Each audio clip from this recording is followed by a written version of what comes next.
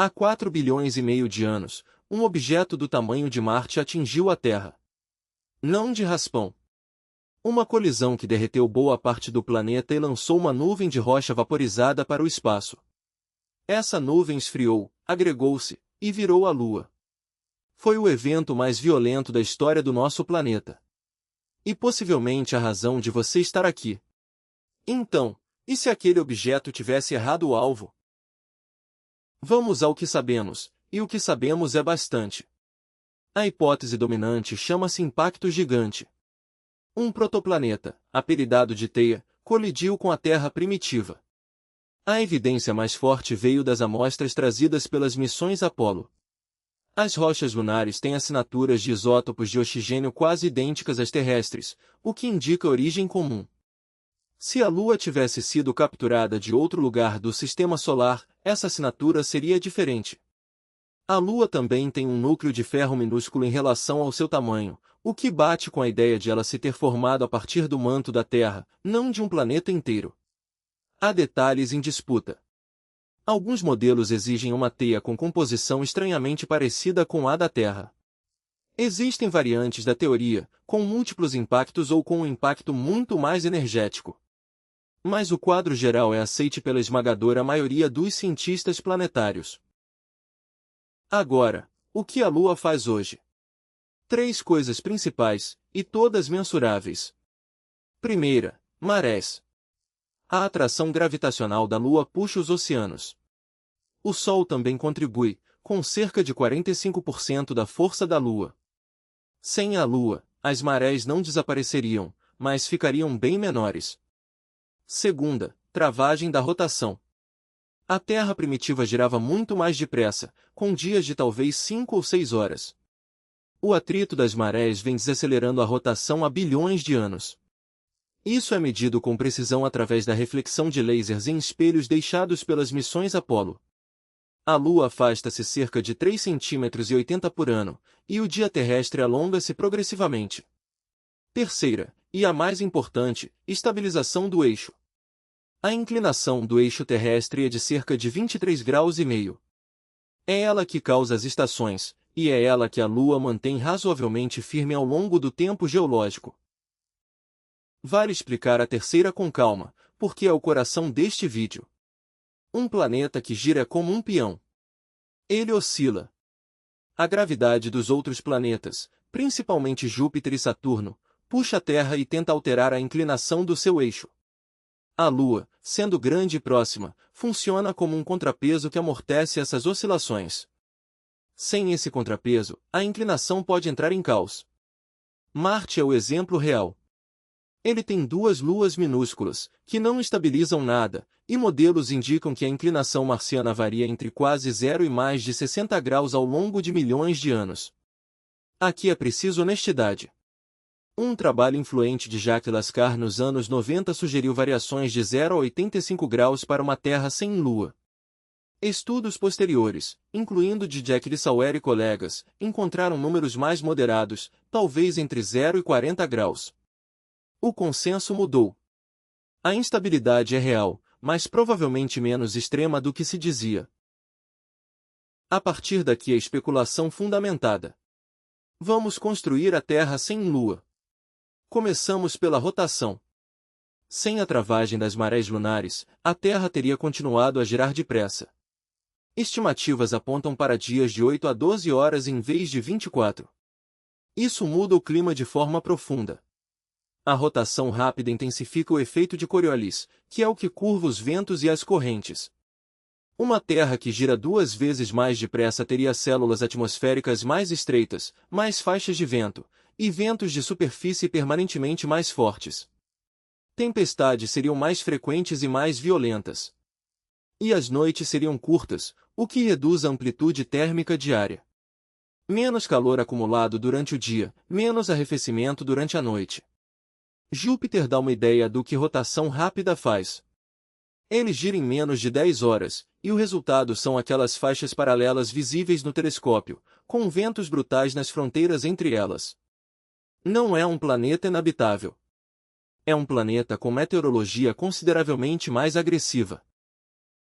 Agora as marés, e aqui há uma consequência biológica que vale a pena examinar. Sem a Lua, restariam apenas as marés solares, com cerca de 1/3 à metade da amplitude atual. As zonas entre marés, aqueles trechos de costa que ficam alternadamente submersos e expostos, seriam muito mais estreitas. Existe uma hipótese, e sublinho que é hipótese e não facto estabelecido, de que essas zonas foram importantes para a origem da vida ou para a saída da vida do mar para a Terra. A ideia é que ciclos de molhar e secar concentram moléculas orgânicas e favorecem reações de polimerização. Há trabalho experimental que apoia isso. Mas há também hipóteses concorrentes fortes, sobretudo as fontes hidrotermais no fundo do mar, que não dependem de marés nenhumas. Então a resposta honesta é: a vida provavelmente ainda surgiria. O caminho poderia ser diferente, e talvez mais lento a colonizar a terra firme. Há ainda um detalhe que costuma escapar. A Lua primitiva estava muito mais perto. As marés nessa fase não eram de metros, eram possivelmente de dezenas ou centenas de metros. Se as marés tiveram algum papel na química da vida, foi ali, não agora. O eixo instável é o efeito mais sério a longo prazo. Vamos ver o que ele significa na prática. Com uma inclinação de 0 graus, não haveria estações. Cada latitude teria o mesmo clima o ano inteiro. Equador escaldante permanente, polos congelados permanentes, e uma faixa temperada estreita. Com uma inclinação de 40 graus ou mais, o oposto. Os trópicos alargam-se enormemente, os polos recebem sol direto no verão e escuridão total no inverno. Verões brutais e invernos brutais em quase todo o planeta.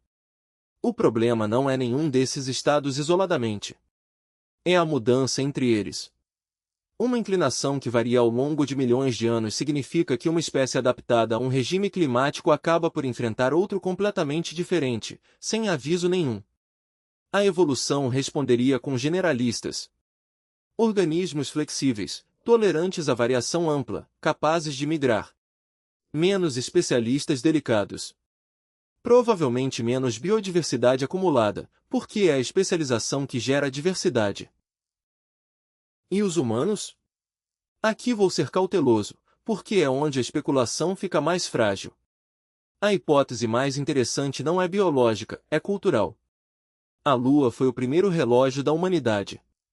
Existem ossos com marcações do Paleolítico Superior que alguns arqueólogos interpretam como contagens lunares, embora isso seja debatido.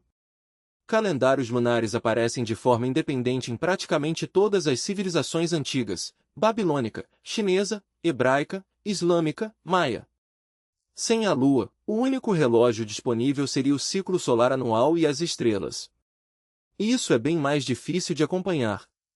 O ano é longo, e é preciso observação sistemática ao longo de gerações para o mapear. O meu palpite é que a medição do tempo teria surgido mais tarde e ficado mais dependente de observação astronômica especializada. E isso atrasaria a agricultura de precisão, que depende de saber quando plantar. Mas os humanos aprendem, e adaptam-se ao que têm. Provavelmente é atraso, não impossibilidade. Há um último efeito, e é o que mais me fascina. A Lua e o Sol têm quase exatamente o mesmo tamanho aparente no nosso céu. O Sol é cerca de 400 vezes maior, e está cerca de 400 vezes mais longe. É uma coincidência, e é temporária, porque a Lua está a afastar-se. Daqui a algumas centenas de milhões de anos não haverá mais eclipses totais. Essa coincidência deu-nos os eclipses solares totais. E os eclipses deram-nos ciência. Foi durante um eclipse, em 1919, que Arthur Eddington mediu o desvio da luz das estrelas ao passar perto do Sol, confirmando a relatividade geral de Einstein. Foi observando eclipses que os antigos aprenderam a prever movimentos celestes com precisão matemática. Sem a Lua, não há eclipses. Sem eclipses, a astronomia perde o seu laboratório natural mais espetacular. E, mais simples do que isso, um céu noturno permanentemente escuro. Nunca a lua cheia sobre a água. Nunca aquela imagem que aparece em toda a poesia de todas as línguas. A conclusão honesta é que uma Terra sem lua ainda seria uma Terra viva. Não um planeta morto. Um planeta mais ventoso, mais instável, e com uma biosfera provavelmente mais simples. Mas o que me fica é outra coisa. A Lua existe porque um planeta bateu no nosso e quase o destruiu. A pior catástrofe da história da Terra é também aquilo que a estabilizou. E ela está a ir embora. Devagar, mas está. Deixa nos comentários, se você pudesse mudar uma coisa no sistema solar, o que mudaria e o que acha que quebraria por causa disso?